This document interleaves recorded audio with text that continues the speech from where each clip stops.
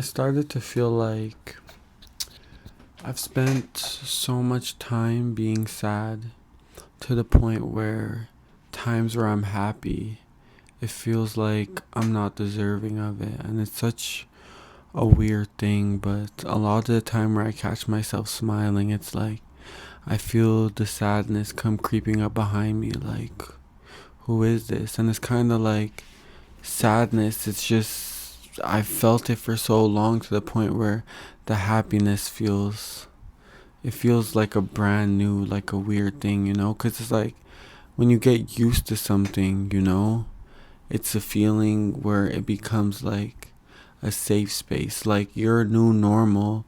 And that's why, the shift from sadness back to happiness is like it's something new, and it's about adjusting to it, I know, but it's just like I spent so much time in my head, so much time worrying, so much time feeling drowned out by the world that as much as I felt bad feeling those things, it just became normal to me, It became normal sitting there holding tears back, and it just became normal feeling the guilt of just feeling sad all the time and feeling like I'm dragging my ass around. And now it's like every time something makes me smile, it's like it's this indicator of, well, what is this? Like, are you deserving? And that's how it just feels. It feels like I don't deserve to be happy. And it's such a weird thing to say, but it's something that I feel.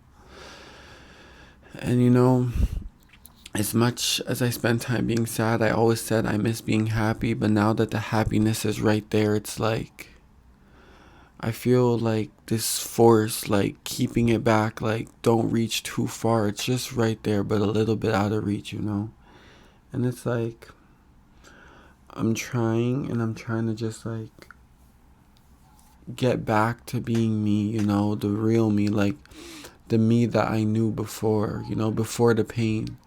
But then it's just like, again, I just feel drowned out. Like this is something that's not for me. And literally every single time I'm ready to be happy again, I just come back to this little space in my head of just sorrow and sadness. And it's like I've been on the road these past days doing Uber and stuff, and I'll be there in the car, and like I'll just be playing music and stuff, and it's just like, I'm listening to rap. You're not really gonna cry to rap songs, but I'll just be listening to rap, and then like I'll be singing out loud, and then randomly I just go quiet, and then I just get back into my head, and then I start feeling sad again. And I'm just like, why does the happiness have to end?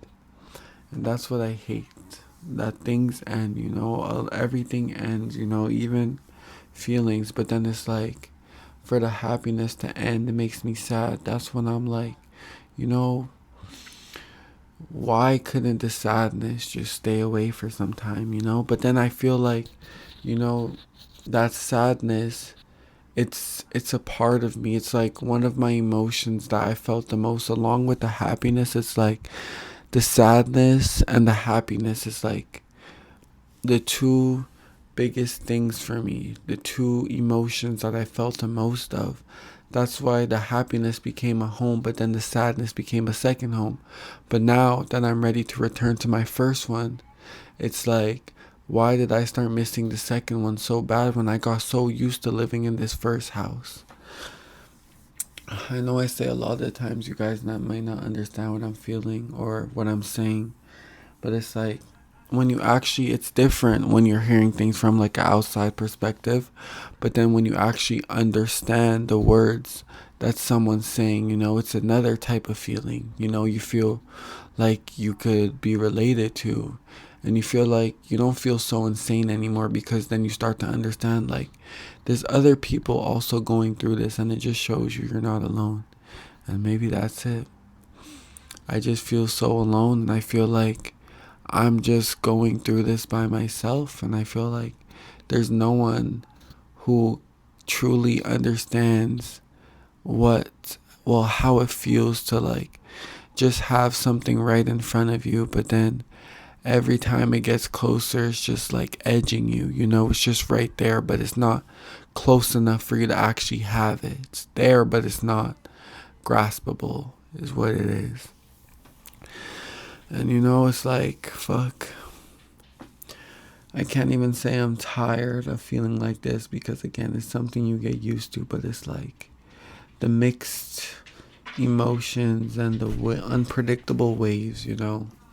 At some point, you wish there was just a weather forecast telling you how things would go, and you think maybe that would make it easier, but then as you still walk outside and you see rain, it's almost as if you expected it, but still you just wished it was something else. That's why for me, it's like maybe even knowing the end wouldn't even make things any easier, you know? Like you think, oh, if you knew where the finish line were, like in a race, if you knew where the finish line was, you would think like you would do things differently. It would make it easier to get to the end. But then in general, and just in the sense that just knowing where it is, it doesn't make the race any easier. And then you still have a false start, and then you still end up coming in third place. So it's like, even knowing how long you had to run, regardless, you just still weren't prepared, is what it was. Maybe that's what it is.